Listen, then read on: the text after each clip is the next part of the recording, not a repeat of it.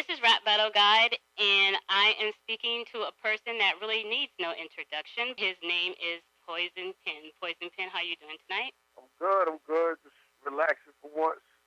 I was in the crib watching the Martin marathon, and I got the phone call. So. Martin. You mean Martin? Yeah, you don't pronounce the T's. Martin. I know, going to old school. Well, I'm sorry to cut into your Martin. Your Martin stuff, I know that's important, but let's talk about something that is right around the corner that I know you're very excited about, and it is the March Madness 2 Most Hated Event. How huge is this event going to be? Looking pretty good. A lot of people are talking about it from all around, which is dope. All media outlets and magazines. Like, I'm getting attention from places that normally don't give battle rap attention. Like who? Like Hot 97, which is one of the largest hip hop stations in the across the map. And they give me a lot of love now. That's pretty cool because and the fact that I have Rosenberg on our side, and actually even self Power 105, like quote unquote mainstream hip hop side, and are giving us like super love when they plugging the events and getting the word out there. Our street teams are out in the street. We're all over the blogs, so it's looking pretty good. These sales are pretty strong, and we think we're gonna really have a great time. Bottom line. I think so too, and I think this event is going to be super, super successful. And you're aligning yourself with a whole lot of talented people like Immortal Technique. How did he become involved with the event? Me and Immortal Technique running with each other since day one. Mm-hmm.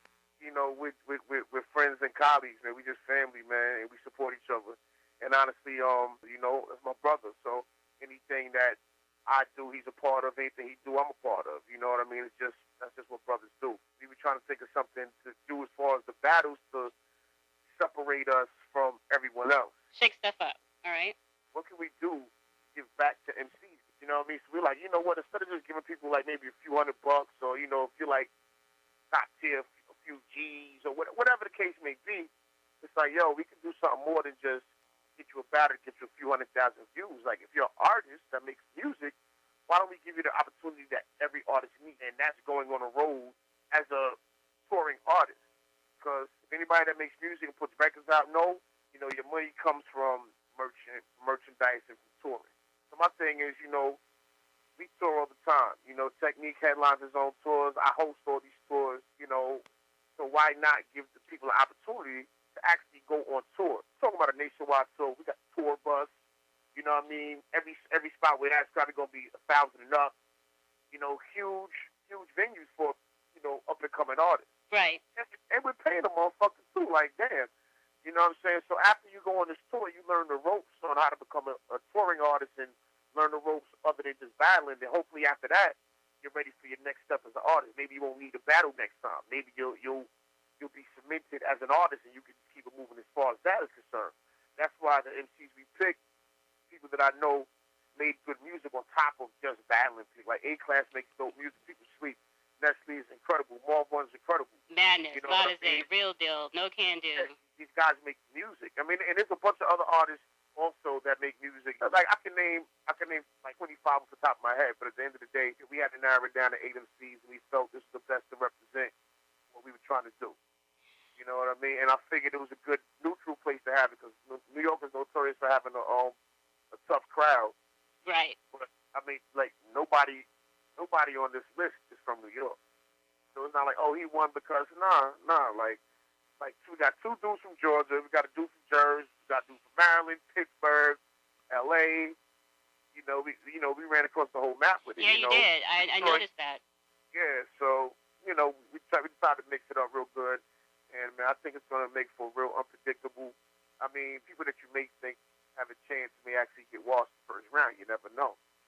Right, and you have, like, the OG battlers, and you have the young guys out there. And it's a very multicultural list you got here. Well, yeah, I mean, my thing is, the only criteria I have when it comes to people battling is just, be dope, man. Right. I don't care if you spit that gangster shit. I don't care if you're a fucking nerd.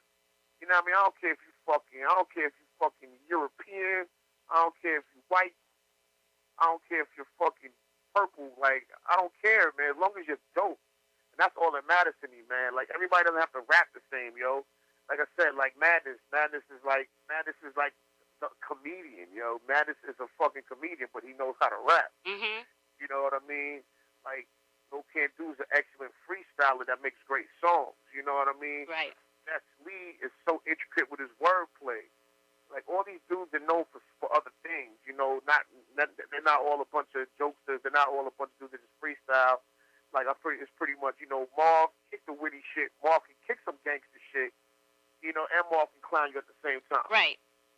You know what I mean? And he's fat, so, you know, how to throw fat motherfucker in there. You know what I'm saying? Gotta have a one fat person per battle quota. Well, actually, Madness too, so, you know. Oh, you kind of tipping the scales there. Okay. Fat boy quota. Okay. You already know. I got. It's like a running joke.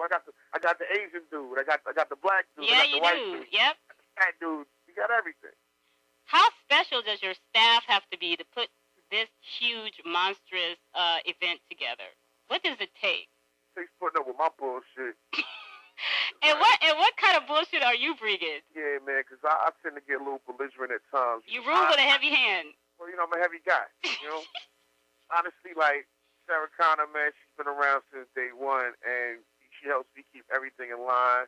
Dutch Vega, he came around more recently. Dutch is very he's very instrumental in the draft with all the new guys. You know, he helps me out immensely with that, and he pretty much, you know, these are like my two go-to guys.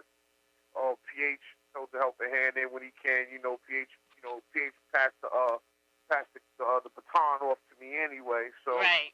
He did it before I did. So he gives me a little insight on things that he did. And Just Dave is like my little brother. You know what I mean? And he's always ready to go, and he makes music, and his stage presence is astounding. Mhm. Styles is sharp. I fucks with Dave. I rock with my G right there. Diggs came from Jersey, from where Animals Attack, and he's such a good organizer and has such a strong network of MCs. We actually we made him one of the generals of the draft. Right. Like over here, we really hold each other down. Like these guys are my family. Anytime somebody has a show, we're all there. Anytime somebody has an event, we're all there together. While out together, go get drunk together. Like we really roll as a unit.